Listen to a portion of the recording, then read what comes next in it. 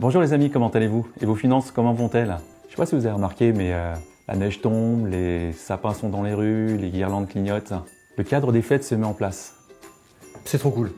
Ça va, JD? Carrément, et toi? Ouais, super. Qu'est-ce que tu vas nous parler alors? En fait, je vais essayer de vous expliquer comment dépenser votre argent pendant les fêtes. Ah, mais ça, c'est un super sujet. En fait, j'ai l'impression que des fois, les gens, ils débarquent à un endroit, ils voient un truc qui leur plaît et ils l'achètent direct. En fait, qu'est-ce qui se passe?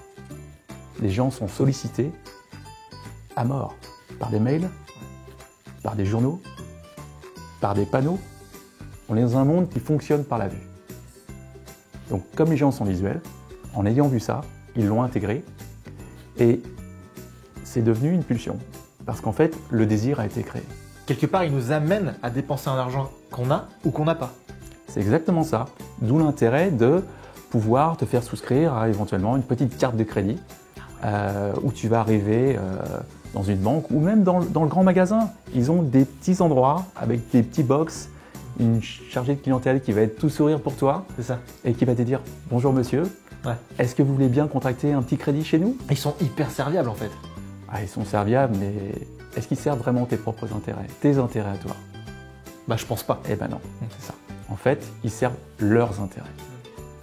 Parce que en te faisant dépenser cet argent chez eux, tu vas commencer ensuite à rembourser de l'argent. Mais eux te prennent des intérêts là-dessus. Eh ben oui. Voilà. C'est un cercle vicieux. Voilà, c'est exactement ça, parce que si en plus tu n'es pas en mesure de rembourser ce prêt, c'est un prêt à la consommation, un crédit à la consommation, ce qu'on appelle les réserves d'argent, tu vois un petit peu? Eh bien, ce qui se passe, c'est que tu rentres dans le surendettement.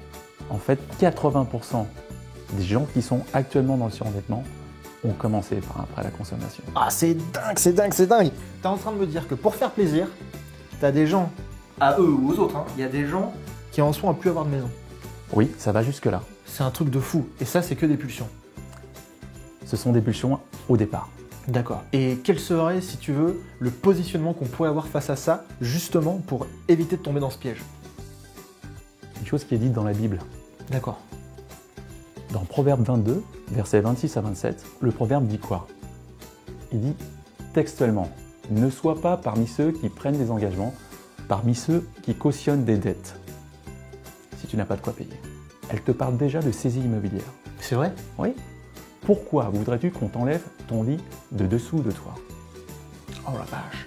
C'est visionnaire. Bah, c'est visionnaire, mais c'est pas une belle vision. C'est ça. Il y a 3 choses que je voulais te partager, 3 choses que je fais avant d'acheter quoi que ce soit. Et je me suis dit que ça rentre complètement dans ce qu'on était en train de partager, tu vois. Quand je veux quelque chose, je me dis « Waouh, cette tasse, c'est génial !» Là, tout de suite, il y a quelque chose en moi qui dit « Achète-la !» Et je me dis, moi, avec mon intelligence, eh ben en fait, je vais attendre un mois avant de savoir si dans un mois, j'en aurai encore besoin ou est-ce que j'en aurai encore envie. C'est très important ce que tu fais. Parce qu'en fait, tu ne cèdes pas à l'achat impulsif. Exactement. Tu vas réfléchir. C'est ça. Et tu passes du désir intense à l'achat réfléchi. C'est ça. Ensuite, deuxième point, je regarde si j'en ai vraiment besoin. Mettons que je me rends compte, en fait, au bout d'un mois, j'en ai toujours envie. Je me dis, est-ce que j'en ai vraiment besoin? Et là, je commence à regarder ce que j'ai autour de moi. Et si effectivement j'en ai vraiment besoin, et donc ça rentre vraiment dans un besoin professionnel ou familial, à ce moment-là, je regarde si j'ai l'argent pour l'acheter. Alors pareil, c'est très bien parce qu'en fait, tu vas tomber dans la redondance des achats.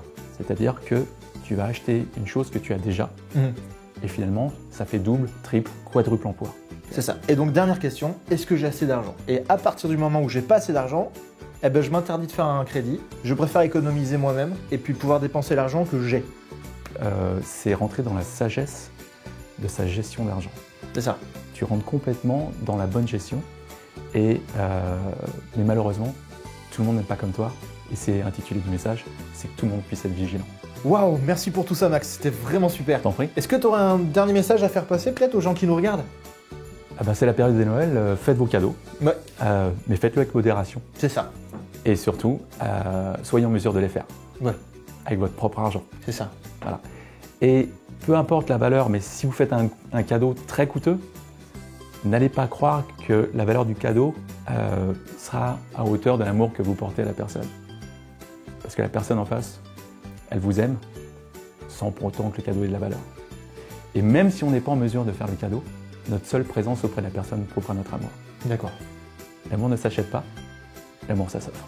Yes. On va finir sur ce super message. Merci Max. Je t'en prie, Merci pour tout.